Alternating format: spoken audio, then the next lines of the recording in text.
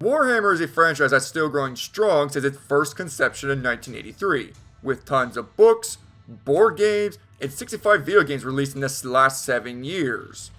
Despite that avalanche of Warhammer video games, I've never checked out the series.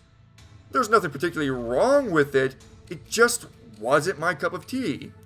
However, the most recent Warhammer game, Necromunda Hired Gun, caught my eye. Gameplay footage shows the game is channeling Doom Eternal, and I love Doom Eternal.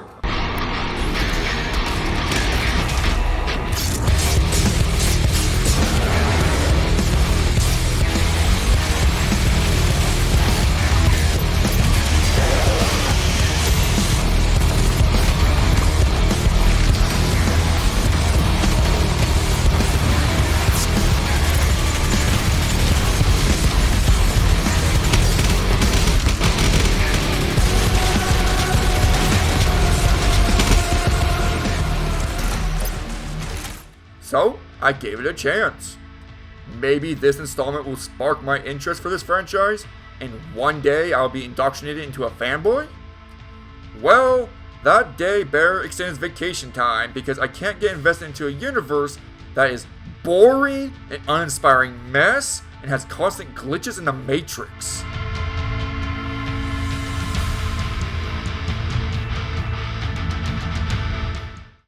Okay, I know I shouldn't let this game paint the entire franchise in a negative light, but Fresco Sundays does extremely little in the story department for newcomers to get hooked in its universe. You play as a generic gruff mercenary that was hired to shoot up a place with his 2 rowdy mates. But they are intercepted by a mysterious assassin that kills his mates and leaves him for dead. After being saved by the individual that hired you, your character vows revenge for 2 bumblefucks that we only knew for 5 seconds. Oh yeah, there's something about gangs at war, this lady has something to do with this guy and the gangs, and a MacGuffin that's been implanted into our character's thick skull. Honestly, about halfway through the campaign, my brain checked itself out. I found myself tempted to skip through the dialogue and cutscenes. Because none of it mattered. Everything I mentioned is either stagnant or barely touched on. Our GGC is static. He never goes through any growth, nor does he obtain a personality that makes him likable.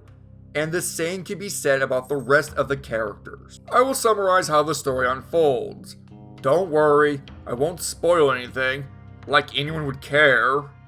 You talk to this guy, next to her, then talk to him, go on a mission and rack up a body count, return, talk to this guy again, next talk to her, then him, go on a mission, rinse and repeat for 8 hours. This isn't good storytelling. Most of the plot is told through this way and it's incredibly dull. They spout exposition about your next mission and a little bit more about the people you're chasing. After 8 hours of filling up 50 cemeteries, you are rewarded with an anticlimactic boss fight and ending. It's crystal clear that the storytelling was at the bottom of their priority list. So what was on top of their list? Gameplay, content, graphics, and polish? Well, definitely not the last one. Like I said, Secundus is aiming to be a Doom Eternal clone, and you know what? The gameplay would be the best part if it wasn't tainted by the lack of polish and being severely unbalanced. It's a fast-paced arena shooter that emphasizes mobility and swapping between a variety of weapons. First couple of hours were pretty enjoyable, evaluating what weapons are best suited for each conflict and constantly staying on the move with your double jump, dash, and hook shot. It was genuine fun, for a while. The more I progressed, the more problems began to wrench itself between me and my cathartic fun. Enemy variety is severely lacking. Most of them boil down to some random cluck holding a gun that can be, you guessed it, dealt with by replacing their brain matter with bullets. Making matters worse, 95% of enemies can be insta-killed with glory kills. No need to bring them down to a staggered state, just run up to the schmucks and press the designated key, then your character will perform a pre-animated takedown. This insta-kill having no real limit, except for the bigger enemies, it makes all the enemies feel the same and devalues the gunplay. So if there's an enemy that's causing you too much trouble or is difficult to gun down, just run up to them and insta-kill them. Once I figured that out, I couldn't stop, almost making this game a breeze to play through. The only ones that aren't affected by this are the big enemies and bosses. But the performance of stimulating a fun, engaging fight is next to nothing. The enemy AI at times are brain dead or have been lobotomized. They have no semblance to strategize. Which is a darn shame because the game is loaded with fun mechanics that you can utilize to obtain great advantage of your enemies. But what's the point where you can easily commit mass genocide by stabbing them? Your character has a plethora of special abilities that allow you to stun enemies, have perfect aim, strength and speed boosters, energy projectiles, etc. Such a shame that I never needed them because, you know. The only time I used them was during boss fights. It's not because the bosses are fun, challenging, and require a great amount of strategy. It's because they are the most annoying and infuriating boss fights. They are bullet sponges and a broken record of one-liners.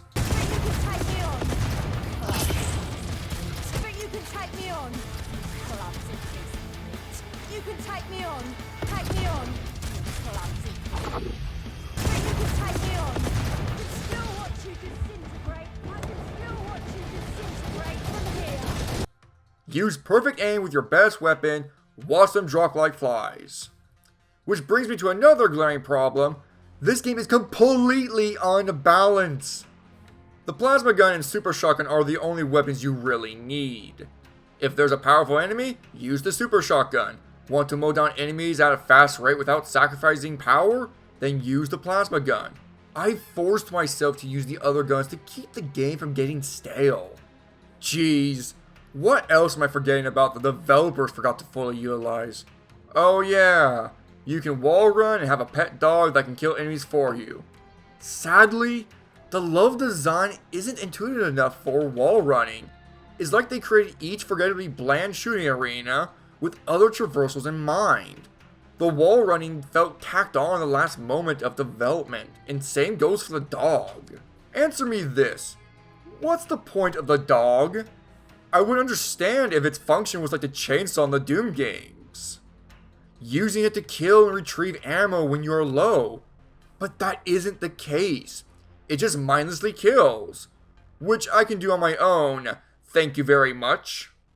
I forgot I even had the dog until the last moment of the game, where it literally reminds you to check on your dog. Even if the dog functioned like that, it still would be useless because ammo is scattered everywhere. When I completed the Grow Among Us, I realized there was a great portion of content I never touched. You can do side missions that range from different levels of difficulty. Their purpose is for grinding up our character, but I never needed to, and the upgrades I did buy had a minuscule effect on the gameplay. This game strives to be eternal, but misses core ingredients that made Eternal's game design brilliant. Eternal has a lot of gameplay mechanics, and it can be a bit overwhelming at first. But after some time, all of those mechanics become second nature. With a huge variety of enemies that are vastly different from each other, this encourages you to constantly swap weapons, to experiment and strategize with, creating combos that can quickly clear out or put down the toughest of enemies. Every mechanic serves a purpose. Use the flamethrower to obtain more armor pieces. Chainsaw kills gives you ammo. Use the sword to insta-kill any enemy that you find the most annoying. BFG is a great way to nuke the room if everything's becoming overbearing. Each weapon modification is unique and has their own benefits. By the end of the game, you will have learned to appreciate the variety of options you have, especially on the harder difficulties. Despite everything I have mentioned, there is one aspect that completely topples everything else. Below Fundus is an extremely technically flawed game. breaking the immersion and semblance of fun that I was having. Glitches, textures not popping in correctly, frame rate dropping harder and faster than respect for American politicians. I played this game with a 1660 Super graphics card, but it still ran like a rusting chugging train at times. Turning down the graphics barely fixed anything. There is no excuse for this. Do you want to know the saddest part about this game? I was ready to cut this game some slack because it's a focused home interactive game. The games they publish are B-tier games. Developers under them do not have the same budget as AAA games. So, they're a bit more jankier and not as graphically impressive. But the developers are genuine, and you can tell they tried their best. B-tier games are usually well put together enough that you can extract enjoyment from them. However, not this one. It's too much. Look, if this game was polished better and fixed some of the balancing issues, then I could see this game being a blast, despite its other shortcomings. However, I cannot recommend this game in its current state. It's bad enough that the story, characters, and environments are forgettable, but the lack of polish and balancing is a major deal breaker. If you are a Warhammer fan, then maybe you'll extract more enjoyment from it. However, I have my doubts. Better luck next time. Thanks for watching. If you enjoyed watching this, then please consider subscribing and liking this video. This is the Horror Connoisseur, signing off.